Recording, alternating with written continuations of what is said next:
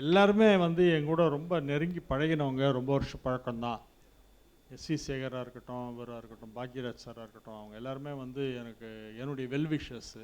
SV Sekar வந்து GEC டிவின்னு ஒரு டிவியில் இருந்தார், அதோடைய இன்சார்ஜாக இருந்தார். அந்த ஜிஇசி தான் பிற்காலத்தில் விஜய் ஆச்சு. ஆமாம், விஜய்ன்ற பேர் வரதுக்கு முன்னால் அதுக்கு பேர் ஜிஇசி. அந்த ஜிஇசியில் அவர் ஒர்க் பண்ணும்போது எனக்கு வந்து நிறைய மியூசிக் ப்ரோக்ராம் பண்ணுறதுக்கு வந்து அவர் ஆப்பர்ச்சுனிட்டி கொடுத்தாரு.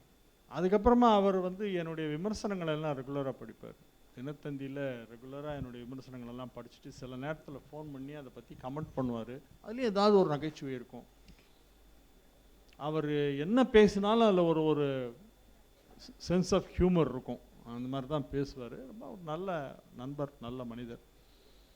அவர் இந்த ஜிஇசியில் இருக்கும்போதெல்லாம் எனக்கு நிறைய ப்ரோக்ராம் பண்ணுறதுக்கான ஆப்பர்ச்சுனிட்டி கொடுத்துருக்காரு அவர்.